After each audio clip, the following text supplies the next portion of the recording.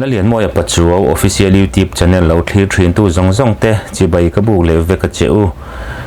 voin hi la lian mo ya pachu bora la tanga hakum som thum panga na ani a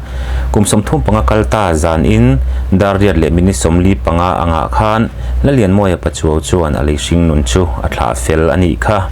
tuntuma hian abora kum som thum panga na pualin ama le ama ain sak chan anti hla pahni la tan puya tau chong phua pial ra ramoi ti le ama nge ina phua le sak fam dai rial an chang zauta ti hla chung chang ba ka kum som thum panga liam ta khan let pui cheu katum don ani engpo ni se ahla sak pahni te hi ngai thla ma sap hot ta ila leng zong zinga riang hei tuan mo kasun le ai tha phong zu le om har si lung hen zo om mo phong zu le ngai riang pe phong dai rian chẳng dấu ta mana kan hung du dòng pe phong vàng qua an liang dấu ta phong dương ai dài đình hor hianin ka phong se dang lai su oi mo tin lai cho lam duai hiang e rai rin fan ri ri mai phong dai rian chẳng dấu ta mana kan hung du dòng pe phong vàng qua an liang dấu ta quay hiang ram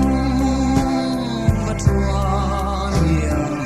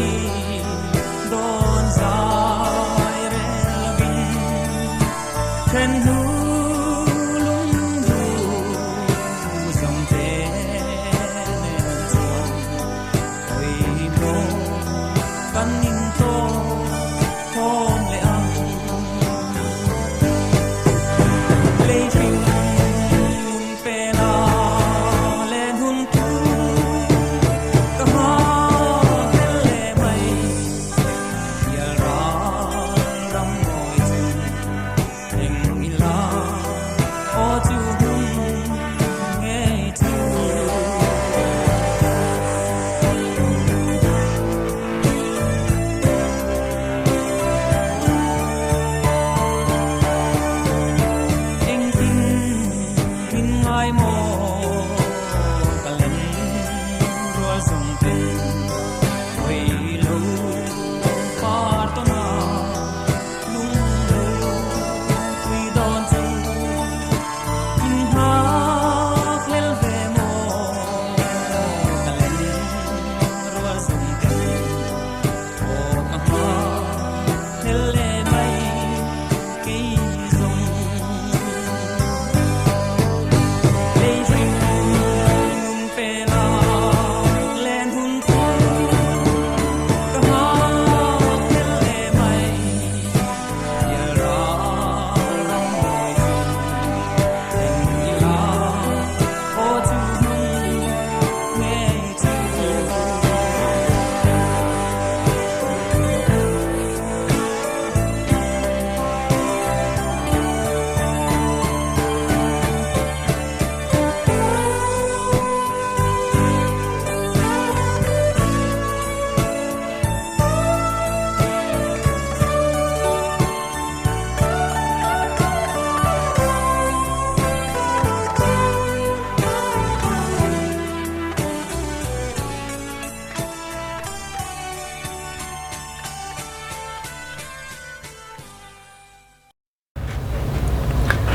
soi to angin tuna kan ngai thak zo tak chia piara ramoi ti hla kha lal tan puya to chong phua ani a hla phua ma sak ber ni in kumsanga jakwa somsari pakwa vela a phua ni in putan puya khan min shila khang hun lai khan love song han phua te long kha ka du chia lawa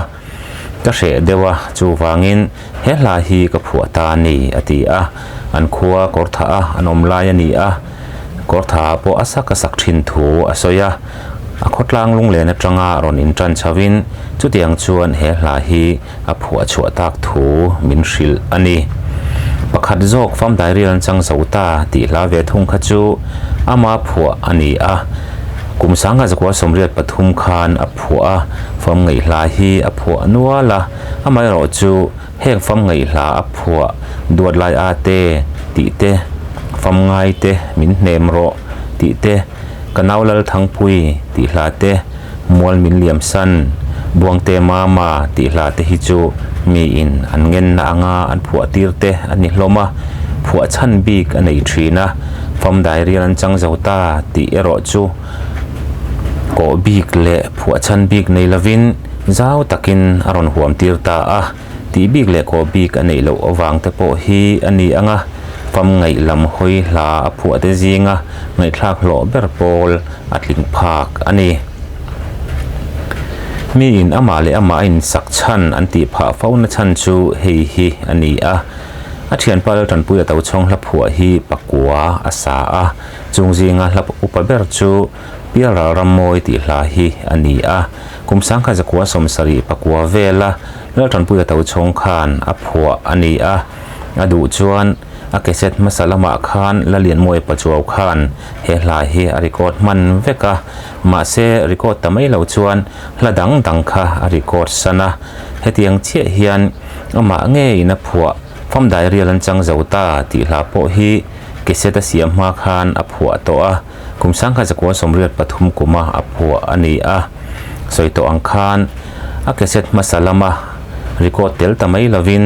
a khek nge a kalkan chho zela a boral ma ati chua audio album nong ber duat lai ate tia khan a pahnih hian a record ta thot maya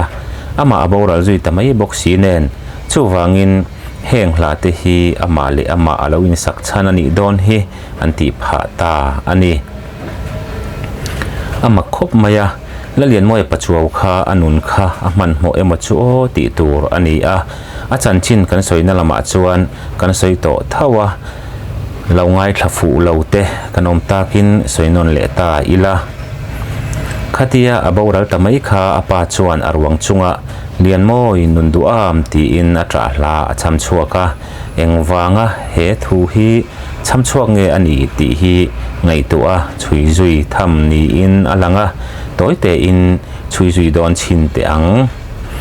la lian moi pachuaw hi october ni sangha zakwa somruk pathuma pianga kumngami ni in sangha zakwa somruk pasaria sikul akaltrana heta tang hian chatlak mi alavin sangha zakwa somriat kuma pol som azira kathi hunlai khan kumthara exam thin ani awangin kum sangha zakwa somriat pakhata pol som azau ani hemi kum vek hian first year pu azira akum le sangha zakwa somriat pahnia second year pu azira le a sangha zakwa somriat pahni kumti lama anupui masa jok rin pui nen anin nei le boina neu an nei chun zom ta ka wangin zirna achol sana hemi kum toblam hian biak than tluang inen anin nei le awangin a zirna chu sangha zakwa somriat pathum kum tir kum chan ve thleng achol san le a kum sangha zakwa somriat pathum kum chan ve nuwa second year pu azom le in azir zau talau ani nupui nei hian kum som pakua chau alani nupui nei po hi aman mo khop maya kum sangha zakwa somriat pahni kum tira rin pui nen anin neya fa nei man lovin anin then le ngal de umaya rin pui nen anin nei chung hi tharuk borvel ni in asiata tichuan hemi kum ve kum top lama biak than tluang inen in nei le in fa pa pahni kum sangha zakwa somriat pali le sangha zakwa somriat panga a kum zonin an neya fanei po hi aman mo khop mai kum sangha zakwa somriat pahni rin pui nen anin then nu loka all india radio voice test aneya atlinga heta voice test tur a akal hi biak than tluangi a mu le riat na ma saber ani nau pangte ni in sarkara na athoka sangha zakwa somriat panga le riat sari chung a hnalama training nein na thial itc a afa training ani kum sangha zakwa somriat pathuma puthang loyanen anma ni studio phua chop tak lz recording a cassette an siama anu kum sangha zakwa somriat pali a auto recording nen an siam le a kum sangha zakwa somriat panga a auto recording nen thau siam le ngalin a cassette nu nung ber sangha zakwa somriat paruk kum toblama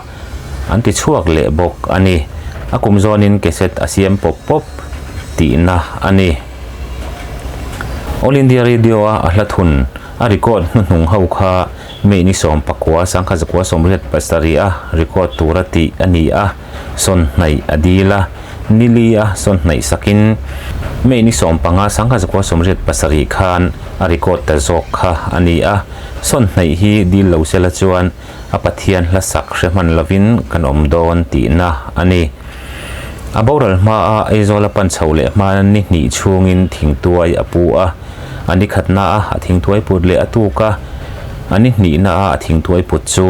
sut khatte po a inchen lo na omlovin te lok ang main a inchen thapa ama po in mak ati in enteu ka thingtuai put hi te lok ang main zuk inchen thap hloma ati chuak hiala aboral nu khan henga thingtuai put te hi aboral lawanga lopung khom te inin adol zo lo pal lo thon thil thuwa in daunan te man ani a then khat chu a thlan fit som pahni aya thuk ma a an lei vung dol nan man ani bok ani henga wangte hian emni ang apa pc ro kong khan atra hla a lian moi nun du am ati na chan kum som thum pangaliam ta me ni som pasari le ni som pariat zana khan let le talok ila me ni som pasari zana ni a ru atla ser renga zandar le mini som panga borvel chuan amutur ari na te tuide na leika maupum rem khom ban chen vela zaw von ban tlak dal pom chuang lawa azun zung tura awa chuak chu leikanal chu rapialin athlang kong puya chuan atla thata kha ani a ari ana in nei tu athian paten upa po chuan athom chu hria in an chuang ve ngal wata thilom dan an hria chuan athlang kong puya chuan chukhlawatin kong puya moite ya engma hreto lova lo le reng chu an muta ani chutianga engma hrelawa le reng lai chuan motor local masaber chuan aizol civil hospital lampan pui nga lani a daria lebini somli panga vela aizol civil hospital thlen pui man ani a civil hospital an thlen hian doctor le nurse te chuan thei thop chuain an enkol ngala anun chan le ngei tum chuan an vir buai ngal char chara lalian moya pachuaw khan a mai pathum le a hnuailam pathum ma so bala a muiton ton na so kaka atukhum inches thumaza vin thuk takin aso kak boka amit ko veilam asokak bok ani hemi zan zan khwale atuk ni lenga theitop chua enkol ani nuwa me ni som pariat sangha zakwa somriat pasari zandar ria le mini somli panga chuan he khovel akhwal jin naram chu achua santa ani theitop chua dakar somni pali chung te meu enkol ani chung hian biak thein om le to lo shim shima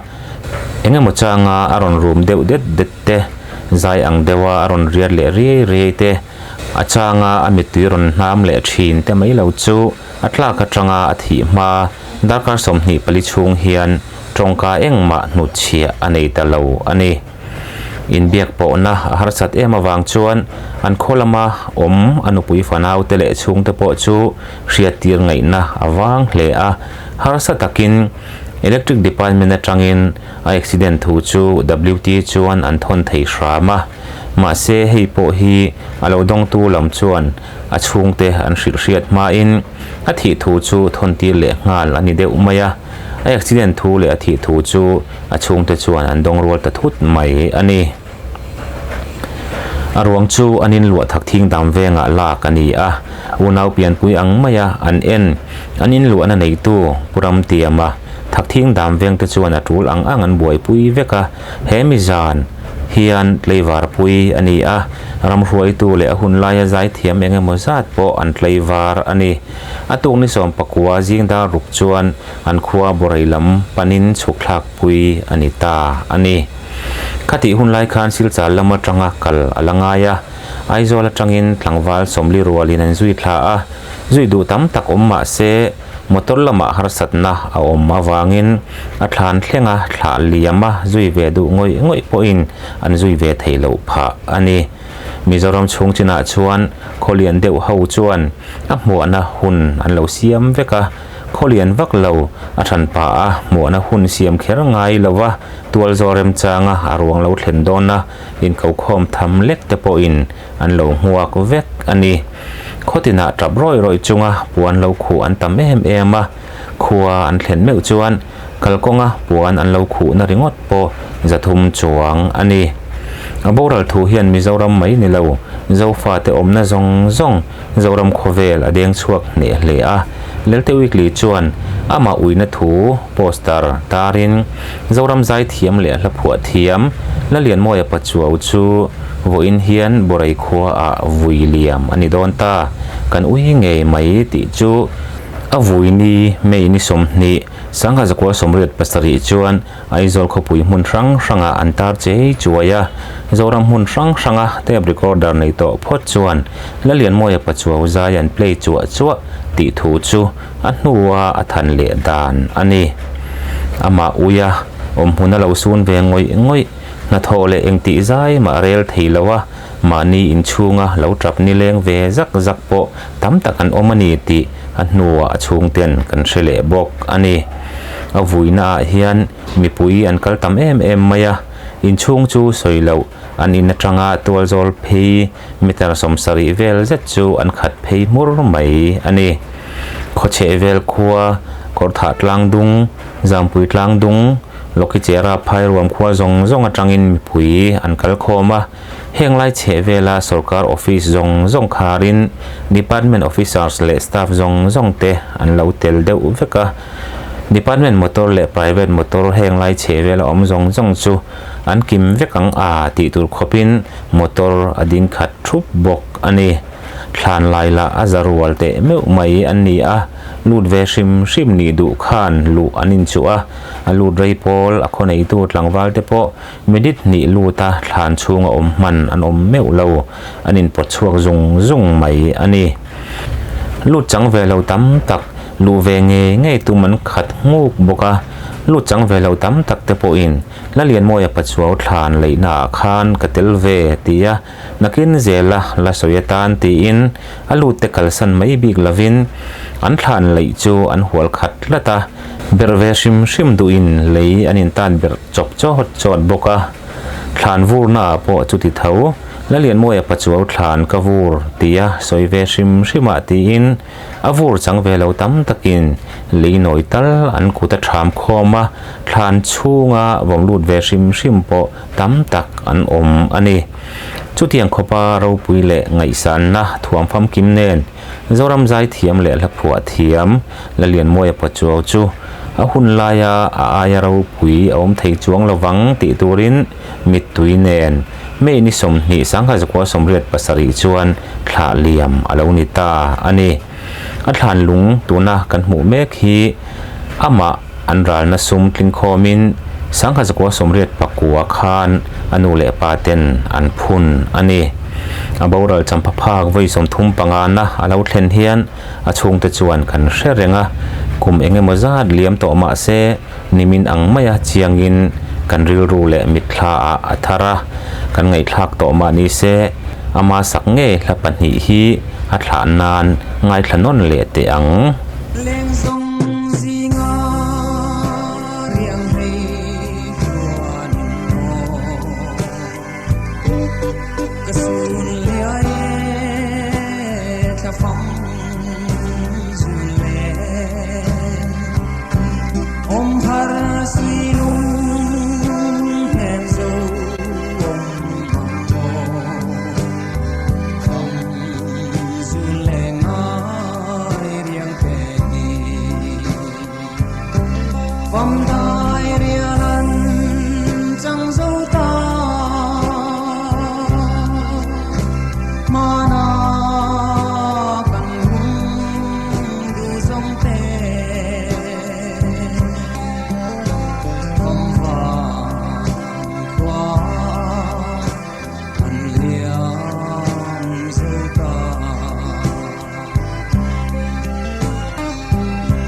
phong dương ai dài đình hor dianin ka phong